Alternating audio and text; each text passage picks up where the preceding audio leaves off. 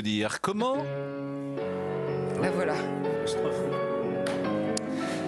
Comment apprendre sans ennuyer? Comment lire sans jargonner? Comment questionner? Je ne dis pas interviewer. Il n'aimerait pas. Comment questionner sans agresser? Il était un passeur, non pas de plats, mais un passeur de culture, d'énergie, de curiosité. Bernard Pivot appartient à une génération en or. Jacques Chancel, Alain Decaux, José Arthur, Philippe Bouvard ont parlé de Mozart, de Michelet, de Solzhenitsyn, de Béjart, de Soulages, avec la grâce et la légèreté de Rudolf Nureyev dans La Bayadère. J'avais 12 ans, 13 ans et je n'avais pas le droit de regarder la télévision après 20h30, sauf le vendredi soir, après les Brigades du Tigre ou après Château-Vallon. Le concerto de Rachmaninoff annonçait une permission de 22h30. Philippe Solers fumait avec un porte-cigarette. Bukowski prenait du whisky ou du vin blanc. Je sais, fumer tue et boire abîme. Mais Dieu, que j'ai aimé cette époque. Les décolletés de Bernard Henry, les yeux bleus de Monsieur Jean, dont ma mère était follement éprise, les phrases d'un jeune homme à la mémoire trouée qui fera du passé une mélancolie pour somnambule. Le passé ne passe pas et Patrick Modiano a écrit pour toujours La Place de l'Étoile. Merci, Monsieur Pivot, merci pour Simon, Duras, Yourcenar, merci pour ces tenues colorées, ces chemises et ces cravates qui n'allaient pas toujours ensemble. Merci pour cet état d'esprit, c'est un ton, une couleur, une humeur, un état d'esprit. Merci, Monsieur Pivot. Et vive les livres!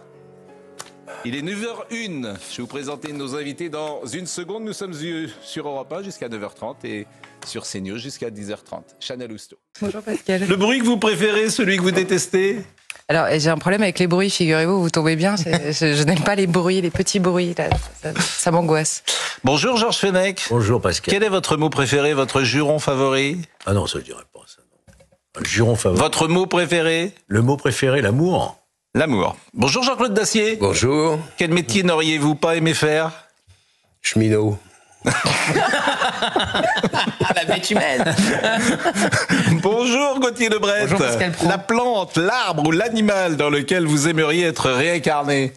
L'animal, un lion. Bonjour, bonjour Joachim Le Floch. Imad, vous êtes essayiste, vous êtes enseignant. Bonjour, si Dieu Pascal. existe, qu'aimeriez-vous l'entendre vous dire après votre mort? Que j'ai bien vécu. Bon, bah écoutez, c'est pas facile ce questionnaire, mais vous l'avez compris, c'est le questionnaire de Bernard Pivot, on en parlera tout à l'heure. C'est vrai que c'est une génération dorée et que puissions-nous nous inspirer de ces gens de talent qui avaient quelque chose qui me touche moi, ils étaient populaires. Voilà, c'est ça qui est le mot peut-être qui les définit quand je dis passeur. Et pourtant exigeant. Exactement. Mais comme finalement nos anciens maîtres Bah oui. à l'école. Mais C'est bon, pour ça que ça fonctionne. mais on va Je sais pas. Hein. Oui, le problème c'est qu'on va encore dire que c'était mieux avant. Oui, bah oui. Ça allait jusqu'à donc- 5 millions d'audience par semaine, l'émission Apostrophe. Oui. C'est incroyable. Moi, je aujourd'hui. disais hier qu'il a été formidablement utile. On peut pas Oui. tous dire ça, quoi qu'on fasse. Non, mais c'est vrai, vous avez parfaitement raison. Vous avez parfaitement. quelque part. Ah bah oui, c'est pas rien. Et faire aimer les livres, la lecture et Bien sûr, décider les enfants, nos enfants, Bien sûr. nous-mêmes, bien sûr. à bouquiner un peu. Quand on voit aujourd'hui ce qui se passe, bon, j'espère que le pessimisme ambiant ne l'emportera pas et que les choses vont s'arranger. Mais à l'heure actuelle, c'est assez préoccupant. Bon, on en parlera, c'est promis tout à l'heure. 2 ou 3 images que je voulais vous montrer pour commencer. Le gala du Met, avec le Jardin du Temps comme inspiration. Les célébrités ont déferlé hier au gala du Metropolitan Museum et l'incontournable événement de New York, à la croisée de la mode, de la culture populaire et de la philanthropie. Le thème, c'était les belles endormies. Et vous voyez Aya Nakamura. Parce qu'Aya Nakamura, je pense que tout le monde ne la connaît pas.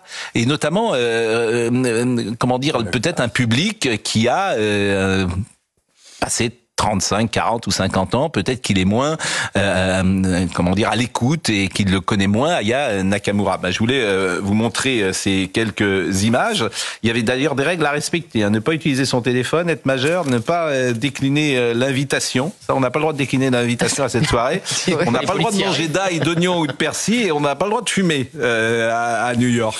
Donc ces images, évidemment, elles m'ont amusé, elles sont sans doute anecdotiques, mais moi j'aime bien les images parfois qui sont anecdotiques et on va écouter Aya Nakamura parce que on dit anecdotique, mais elles font sens. sur notre époque, forcément.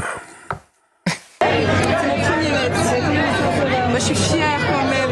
Je suis très heureuse aujourd'hui d'être là. C'est la première fois aux États-Unis. Donc voilà, c'est une grosse fierté de venir au maître aujourd'hui. Et merci à Anna Wintour de m'avoir invitée. Très honorée, très heureuse. Voilà. Bon, je suis pas sûr que sur Europe 1, on ait parfaitement entendu ce que disait Aya Nakamura, mais c'était sous-titré pour l'antenne de CNews et elle était très heureuse, Aya Nakamura. Et puis, c'est bien de faire connaissance peut-être avec elle, puisqu'elle va être présente lors de la cérémonie d'ouverture, comme vous le savez, et elle chantera sans doute avec d'autres. Avec d'autres, et c'est une bonne chose. C'est la jeune femme qui est la plus streamée au monde.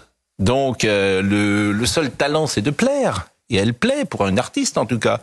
Vous êtes, Jean-Claude Dacier, vous regardez avec intérêt ces images. Xi Jinping, plus sérieusement. Oui. Et c'est toujours bien, d'ailleurs, de voir les images d'arrivée. Et j'ai demandé à Marine Lançon, est-ce que vous pouvez nous montrer les images d'arrivée hier soir, des invités officiels. Alors, vous aviez Mireille Mathieu qui était là, parce que c'est une immense vedette en Chine. Je précise que tout Paris était bloqué hier. Ah oui. Tout Paris. Alors, quand le président chinois est à Paris, il y avait des barrières partout. C'est un vrai problème, d'ailleurs, parce que on parle parfois de déconnexion. Je peux vous dire que les gens, ils sont pas très contents. Ils pouvaient pas rentrer chez eux, les barrières. Et je vous parle pas de ce qui se passe à la Mongie. J'ai entendu aujourd'hui des gens qui disent ça va. Alors ça, c'est Jean-Michel Jarre qui est arrivé manifestement. Sophie Marceau, que vous reconnaissez, sublime, forcément sublime, qui était présente, bien sûr, Sophie Marceau. Et puis vous allez revoir des personnalités que chacun peut identifier et connaître, et notamment François-Henri Pinault, avec Salma Hayek, qui était présent pour ce dîner d'État, Xi Jinping, hier soir, qui fait causer. On entendra peut-être tout à l'heure Raphaël Glucksmann.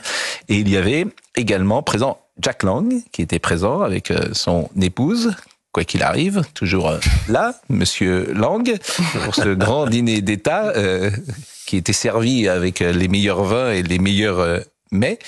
Et puis, je crois qu'on va terminer cette séquence avec Luc Besson, que vous reconnaissez également.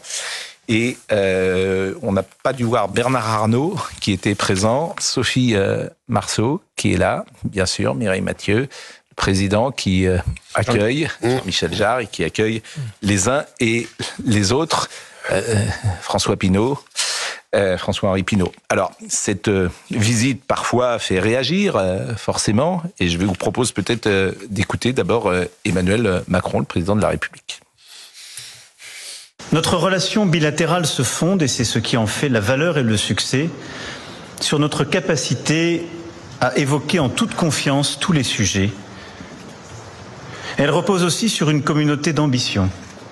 La maîtrise de notre destin, la préservation de notre identité.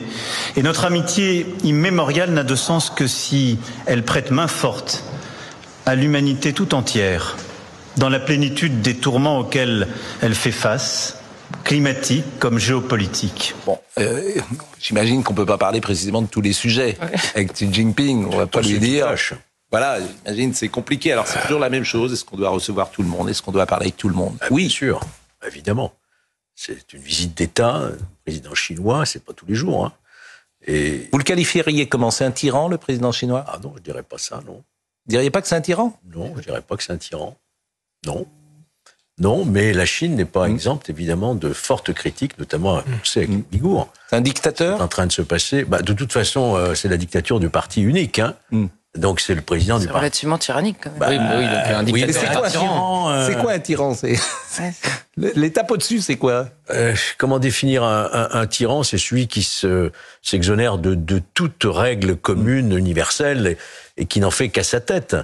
Là, il y a quand même un parti, il y a quand même des institutions. Même s'il y a un monopole, aux Tibétains, c'est pas la démocratie au sens où on l'entend, bien entendu. Allez demander peut-être effectivement. Après, à Hong Kong et au Tibet, on juge que j'ai pas cité Gongli, mais c'était Gongli avec Jean-Michel Jarre qui était là. Après, c'est. Non, mais c'est intéressant, c'est parce que c'est un régime dictatorial. Oui. Bon, il y a 1,4 milliard de personnes. Comment tu peux tenir un pays sans un peu de fermeté en même temps, 1,4 milliard? Enfin, l'Inde, il y a plus de monde.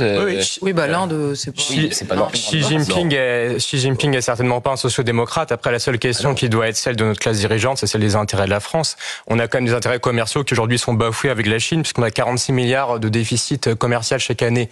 Par ailleurs, la Chine pourrait être une puissance de médiation dans le conflit ukrainien. Donc je pense que la France a plus que jamais vocation à renouer avec sa vieille politique de médiation, sa politique de grandeur qui était celle de De Gaulle, et qu'on doit s'extirper de la tenaille du Sud global et de l'Occident collectif qui est très dangereuse. Alors moi, il y a une image qui m'a choqué, disons-le, parce que j'imagine pas le général de Gaulle recevoir Mao avec un représentant de l'Europe. Mais cette image, je la trouve ahurissante. Pour tout vous dire, je trouve que le président Macron avec Xi Jinping et von der Leyen, c'est un symbole qui est envoyé. Alors hier soir, notre plateau disait qu'au moins il est cohérent. Mais est-ce que cette image vous choque et est-ce qu'elle a un sens politique? Donc le président Macron et Madame von der Leyen qui est juste à côté avec cet échange. Alors on ne voit pas Madame von der Leyen, mais je pense qu'on l'a vu, la voici. Donc qu'est-ce que veut dire? Pourquoi cette image choquerait? Et parce que c'est une visite d'État de Xi Jinping. D'abord parce que Madame von der Leyen n'a pas été élue. Elle parle, je ne sais pas en quel nom, en tout cas pas le mien. Et que j'ai voté pour le président de la République et pas pour Madame von der Leyen. Et que ses prises de position sur plein de sujets sont discutables. Mais en même temps, elle a une position éminente au sein de la tête de l'Union européenne, même si elle n'est pas élue. Elle est élue par les instances européennes, elle n'est pas élue démocratiquement. Effectivement, mais moi ça ne me choque pas qu'il y ait la Chine, l'Europe et la France. Pourquoi c'est choquant? Il n'y avait pas l'Allemand. Il n'y avait pas M. Scholz qui, quelque part, est peut-être encore plus dérangeant. Mais c'est vrai que la présence de von der Leyen à l'Élysée pose quand même un certain nombre de questions. C'est la candidate de M. Macron. C'est elle qui veut voir reconduit à la tête de la Commission. En même temps, son bilan à Mme von der Leyen est quand même loin d'être totalement satisfaisant. L'Europe telle qu'elle est fortement critiquée un peu dans tous les pays d'Europe. On va voir ce qui va se passer. Maintenant, pour revenir à votre question, est-ce que le président de la République a eu raison de recevoir sur le mode amical le patron chinois? C'est une dictature, c'est une évidence. On voit même qu'il a mené la Chine dans une voie qui n'est pas la bonne. L'enfant unique est un désastre. L'économie chinoise va très mal. C'est plus la Chine d'il y a 15 ans. Donc son bilan à lui, Xi Jinping, n'est pas non plus exceptionnel. Néanmoins, il a mis la main sur le pays et personne ne moufte. On est bien obligé de lui parler si on veut sauver le cognac, ce qui semble avoir fonctionné assez bien. Pardon ? La critique, c'est est-ce qu'il était obligé de l'emmener là où sa grand-mère l'a élevé, Non, etc. je suis d'accord avec toi. Le mode amical est peut-être de trop. Non, mais faut penser un peu. Il faut penser un peu aux uns et aux autres. Quand on parle de déconnexion, les gens qui sont à la Mongie, mais ils se disent c'est un scandale, quoi. Oui, mais ça le serait avec n'importe qui. Là, c'est pas. Et que vont se dire les Parisiens qui vont rester pendant les Jeux? Oui, mais les Jeux, c'est une fois tous les 100 ans. Donc les Jeux, c'est encore autre chose. Tous les années non plus. Xi Jinping à la Mongie. Xi Jinping, c'est à la Mongie, c'est pas non plus tous les 4 matins. Oui, mais moi, il me semble quand même que les uns et les autres, faut peut-être penser. Il y a des gens qui vont pas travailler, il y a des gens qui vont pas à l'école, il y a des gens. Il lui rend la politesse. Il a été reçu par Xi Jinping dans les lieux de son enfance. Il lui rend la politesse. Honnêtement, franchement. Chirac avait fait pareil avec son prédécesseur. Bon, oui, honnêtement, je suis pas très choqué, sauf par le système chinois, qui est absolument inacceptable, parce que c'est une dictature. Il est tatillon à un point qui fait peur, franchement, Xi Jinping. Et on voit l'état de la Chine aujourd'hui. Franchement, son traitement du Covid est une catastrophe, son traitement de la natalité est un désastre, son bilan est une calamité. Il y a de l'espionnage, François-Xavier Bellamy. Xi Jinping. Et en plus, oui. Xi Jinping, je vous ai trouvé bien modéré avec Xi Jinping. Mais on va l'écouter. J'ai pas dit ça, non, déformez pas mon propos. Je suis très critique à l'égard du parti unique, du parti communiste, du génocide ouïghour et tout ça. Mais en même temps, il y a la réelle politique. On a toujours discuté avec la Chine. Toujours, depuis le général de Gaulle, souvenez-vous, perfide, quand la Chine s'éveillera, etc. On a toujours eu des relations. Xi Jinping, on l'écoute. Il était à l'Élysée. Écoutons-le. Nous nous opposons à l'utilisation de la crise ukrainienne pour jeter la responsabilité sur d'autres, salir un pays tiers et déclencher une nouvelle guerre froide. Oui, mais ça c'est aux Américains quand même. Oui, chez nous. Oui, mais c'est important. Ah oui, bah. Non, mais c'est il n'est pas sur la position d'Emmanuel Macron. Non, mais ça, on l'a pas découvert hier. Cela dit, il est un appui, en effet, du pouvoir russe, ça c'est indiscutable. Il s'adresse là, en effet, aux Américains. Je rebondissais un peu par rapport à il y a la présence de Madame von der Leyen. Quand on parle du dossier ukrainien sur lequel s'investit beaucoup Emmanuel Macron, il s'adresse directement aux Américains depuis le salon d'Emmanuel Macron. Bon, tout est un peu révélateur de la place que nous avons pris. Et moi, je veux bien qu'on compare éternellement avec le général de Gaulle. C'est un modèle qui s'éloigne de plus en plus sur le terrain diplomatique. Non, mais parce qu'on a fait le choix de s'en éloigner. Oui, bien sûr. Bien sûr. Xi Jinping et Emmanuel Macron sont donc attendus à la station de ski de la Mongie, où la haute sécurité de l'événement perturbe le quotidien des riverains et commerçants. Je crois que nous avons d'ailleurs une possibilité d'écouter. C'est un son qui a été récupéré par nos amis d'Europe 1. Écoutons. Puisqu'on ne peut pas prendre la voiture, on ne peut pas rouler. Les personnes qu'on fait manger, qu'on fait chauffer des repas et tout ça, les amener aux toilettes, je sais pas comment on va faire. Hein. Ça va être un peu galère. Nous, on dépend directement du flot touristique. S'il y a personne, on peut rester à la maison, on ferme nous. On va sûrement avoir du manque à gagner. C'est toujours outrageant d'être pris pour partie négligeable, quoi. Voilà. Ça s'entend, quoi. Moi, ça s'entend. Mais surtout, ce qu'on découvre, parce qu'il y en a plusieurs qui ont parlé ce matin, en effet, qui disent mais nous on peut pas travailler, on peut pas vivre correctement ce matin. Et dans aucun de ces témoignages, il y avait le côté, la compensation de la fierté de recevoir le président de la République. Ça, je pense que c'est très révélateur du lien qu'il y a aujourd'hui entre les Français et le pouvoir de manière générale. Il y a des époques où on se serait dit, pour une journée, pour la fierté d'avoir le président de la République qui se déplace et qui invite quelqu'un, ça, c'est, je pense, la plus grande déconnexion. Et tout à l'heure, quand je vous disais, ce serait vrai que n'importe qui, évidemment, le président chinois n'est pas n'importe qui par ailleurs, et nos discussions le prouvent. Simplement, aujourd'hui, n'importe quel ministre, et le président de la République en particulier, quand il se déplace, c'est verrouillé de partout. Ça, c'est nouveau. Je vous propose d'écouter Raphaël Glucksmann, qui était ce matin sur, je crois, Radio Luxembourg et qui est intervenu sur le président Macron. Sur Xi Jinping. A tenté cette diplomatie narcissique de je flatte le tyran avec Vladimir Poutine pendant 5 ans, le fort de Brégançon, souvenez-vous, le musée de l'Ermitage, l'étui, l'étoile, l'amitié, la camaraderie, la célébration de la poésie. Et tout cela s'est conclu par quoi? Par l'invasion de l'Ukraine et les menaces de plus en plus fortes sur nos démocraties, les ingérences dans nos démocraties. Moi, j'ai présidé la commission spéciale du Parlement européen sur les ingérences. Et je peux vous dire que Xi Jinping, l'homme qu'on reçoit en ami, c'est un homme qui a orchestré la déstabilisation de nos démocraties pendant la pandémie. C'est un homme qui essaye d'acheter des dirigeants français pour promouvoir les intérêts chinois. C'est un homme qui orchestre des attaques de hackers, le groupe APT31 qui menace, qui attaque directement nos industries stratégiques. Et c'est l'homme surtout, pour les Français, c'est l'homme qui a comme stratégie de ratiboiser notre production. Bon, c'est entendu, mais lui-même a travaillé avec le président de la Géorgie. Oui. Donc on peut aussi lui rappeler à Monsieur Glucksmann, je veux bien qu'il donne des leçons, mais il a travaillé avec le président de la Géorgie, il a été payé par le président de la Géorgie. Dans quel monde croit-il vivre? Heureusement qu'il n'est pas candidat à être chef d'État, parce que franchement, il a pas les épaules pour le moment. Ça viendra peut-être avec l'âge. Si on parle qu'avec les pays qui sont des démocraties libérales, on se prive de parler à 3/4 de la planète. Ce n'est plus une question d'âge, Jean-Claude, pour avoir les épaules. Peut-être. Vous avez vu le renouvellement? Oui, j'ai vu ça.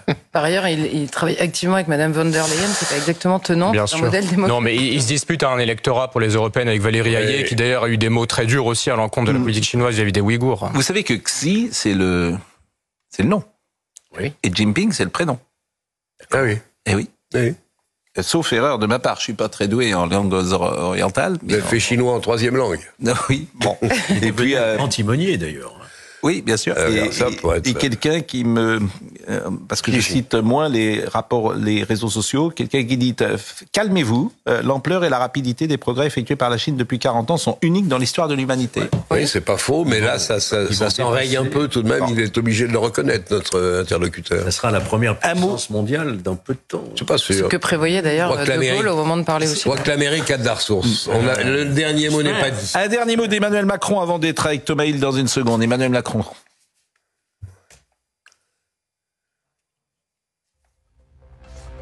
Nous respectons les liens anciens qui unissent la Chine à la Russie, ainsi que les efforts qui ont été déployés pendant des décennies pour stabiliser cette relation.